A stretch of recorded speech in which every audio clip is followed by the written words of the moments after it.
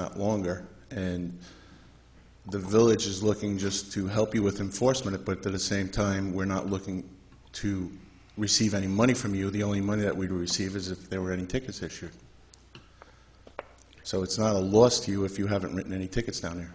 Well, first of all, I would like an opportunity to confirm that, but more importantly, we have just revised our parking code enforcement apparatus to enhance revenue collection, as noted earlier, as we discussed on the agenda items and so forth.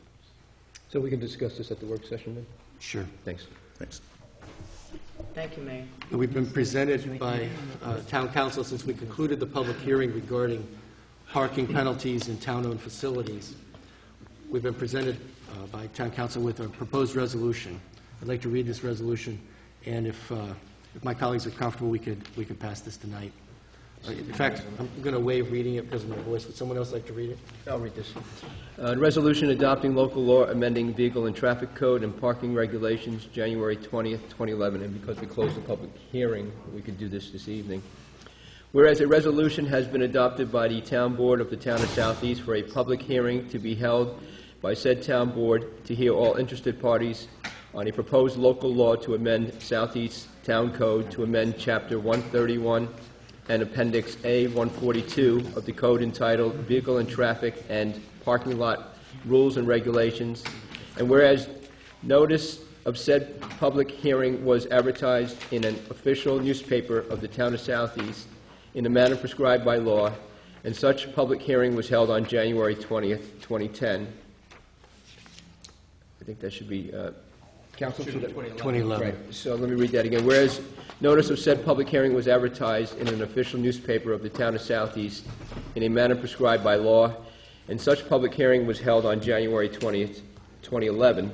And whereas it is the sense of the Town Board that the proposed local law will be promoted to general health, safety, and welfare of the public, now therefore be it resolved that the Town Board of the Town of Southeast hereby adopts local law number 1 of 2011, pursuant to the Municipal Home Rule Law, amending the Southeast Town Code by adding a new Chapter 131 entitled Vehicle and Traffic and Appendix A 142 entitled Parking Lot Rules and Regulations, a copy of which is annexed hereto and made part of this resolution, and be further resolved that the town clerk be and hereby is authorized and directed to enter said local law in the minutes of this meeting and in the code book of the Town of Southeast, and to give due notice of the adoption of said local law to the Secretary of State of New York within the time required by law. I second. Roll call vote, please, Ruth. Councilman Cullen? Yes. Councilwoman Hunek? Yes. Councilman Yee? Yes. York. Councilman Gross? Yes. Supervisor Rights? Yes. Motion Yes, carries 5-0. unanimously. Thank you. And I move we close the meeting. Is there a second? I have additional, 2 additional items to bring up. Go ahead. In the first instance, we have, I'm pleased to note that we are going to be holding interviews for the vacancies on the Southeast Ethics Board. We've received, according to what I've heard, 3 resumes. There was one individual who spoke from the floor that I believe wanted to also be included. He hasn't given the resume yet, but I anticipate receiving, or at least Ruth receiving one. And so I'm pleased to report that because we need to get that matter rolling along. I've been told that there has been an Ethics Board Committee, Southeast Board Ethics Committee meeting, so I'm pleased to report that. And in addition, we have set out an RFP for appellate counsel. We had set the date as September 27th for the opening of the bids. January 27th. Pardon me, January 27th. What happened was we spoke at one of our last meetings about advertising in the Law Journal, and we found out, or Willis Stevens found out that I believe it's $128. I believe that's what the email said, yeah. Right, it was $128 to advertise or to post this in the Law Journal. So I think it would be important to do so, and so I would like to make a motion at this time to extend the time to February 3rd, which will really be our last time because we're spending more time making this decision than not. So I'd like to make a motion to extend the time to February 3rd, and in addition, to have the RFP that was prepared to be advertised in the New York Law Journal. Well, technically, you weren't recognized by the chair to make your motion, but so moved. Is there a second for discussion? Well, I think that's a good idea. I mean, that's a relatively cheap price to get a broad audience of attorneys that I assume read that. Folks, if you notice tonight, as I've said in the past, every time the Ethics Board surfaces, the garbage contract surfaces. Frequently, I am criticized for raising this issue, but I didn't raise it tonight. I didn't raise it at the last meeting either, with respect to the RFP for appellate counsel. What the proposal by Councilwoman Hudak is to hire a legal counsel, an appellate specialist, though perhaps technically I shouldn't describe them as a specialist, an expert in appellate law, to promote the economic interest of the high bidder, Santa Pro, doing business as Suburban Carding, who were the $857,000 higher bidder with respect to the Town of Southeast garbage contract 2010-2011. Ruth, I'd ask you to please stop the heckling, I'm not which is heckling, inappropriate. I'm yawning. But with respect to the garbage contract and with respect to the appeal, the Town of Southeast has an obvious financial interest, which is ill-served by continuing to promote the interest of any party, most especially the highest bidder. My suggestion is we simply let these commercial vendors deal with the appeal themselves and let the New York State Court of Appeals rule. But that is not the plan by Councilwoman Hudak, and that it may not be the plan as devolves from this board. Further I thought we were discussion? talking about advertising for vacancies for the Ethics Board, nothing to do with sanitation. No, you missed it. No, we were discussing with Ms. Hudak, which is mentioning. And she's She talking about did the A, and Ethics then- Board, though. No, no, And then we she went went on on to to the B. next. Sorry. Just dealt with the appellate counsel's proposal to hire appellate counsel for the garbage contract litigation. And we would be better served, just as a community, to let it go at this point. I just think, not the cameras here at this meeting, wasn't at the last one.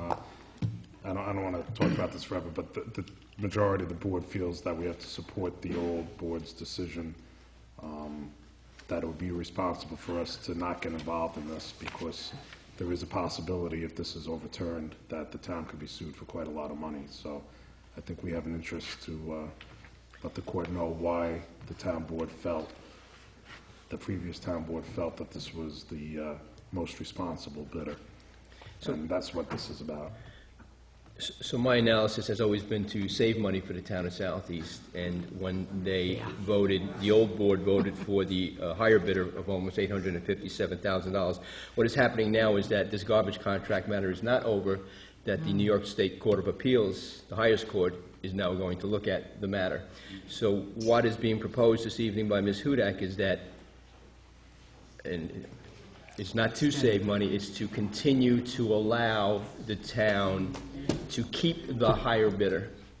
Where it's two private vendors, they should battle it out. But now we are sticking our hands into the matter where we should support paying X amount of dollars, almost $1 million, for a high bidder. So I don't find that responsible. I don't find it necessary that this town should continue to support paying more money. If anything, we should support saving some money.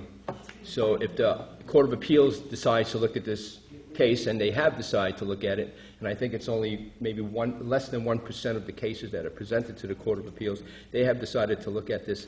I believe that this town board should stand down, should allow the private vendors to let them battle it out, and in the long run, hopefully, we can save some money doing it that way, and that is the plan. But to go forward with this, to continue to get another attorney, to continue to appeal the process, to make sure that we spend and we continue to spend and make sure that $857,000 high bidder stays in place, well, I don't find that necessary at a time where this town and the residents of this town is taxed tremendously, and we need to try to save money. But once again, I should say we should just stand down and leave it alone. Thanks, Dwight. I would like to comment on that. In fact, it's even a little, it's significantly worse than has been described tonight.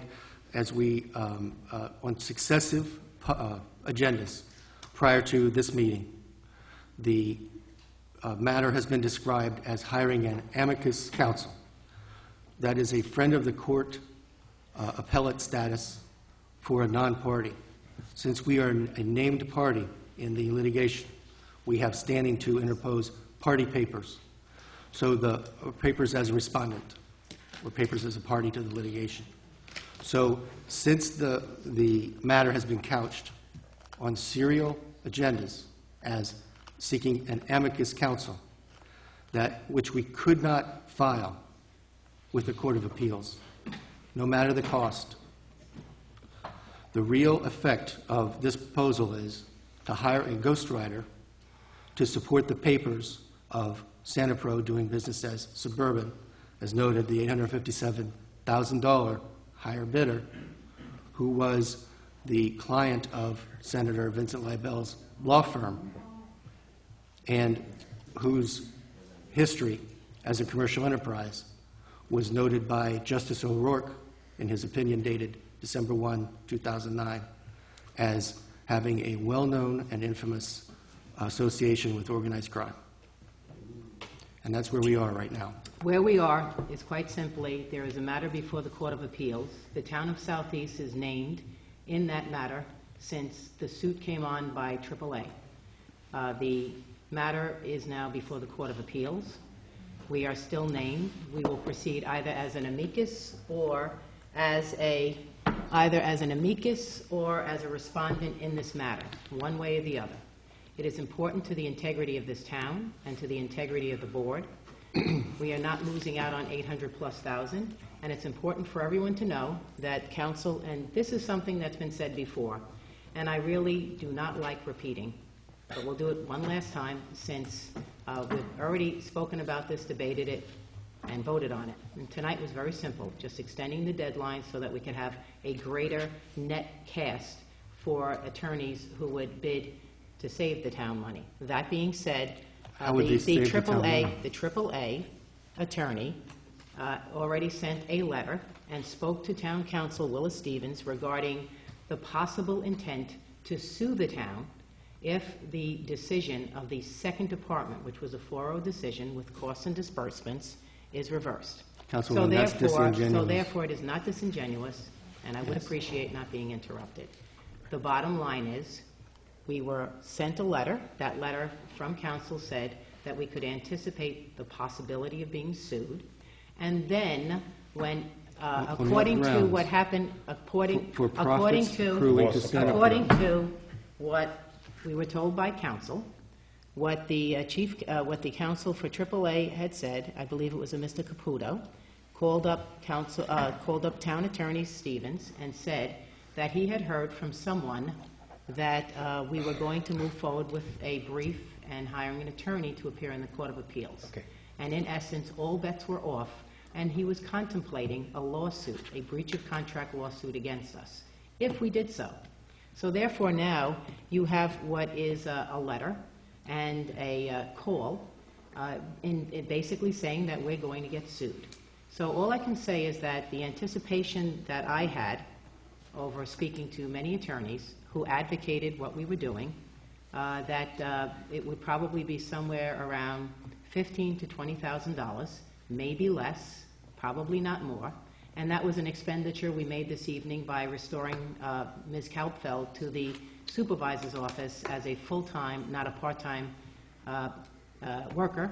And so right now, what we've basically done at That's this point in outrageous, time- Councilwoman, but go No, ahead. it's not outrageous. It's not outrageous. We have We're public speaking comments about- also. We're speaking about spending money. Yeah. So we've Okay. debated this. This is over and over again. Tonight, the motion that's been made, and I believe seconded, is simply that we're extending the deadline for the opening of the bids to February 3rd. And in addition, we are also going to place the RFP in a wider red legal newspaper periodical for what apparently is a very reasonable cost. That Okay, was the noted, Liz. motion. We have I did public not comment. intend to have this new debate. It was just simply that motion. And Councilman Gross. A couple of quick points here.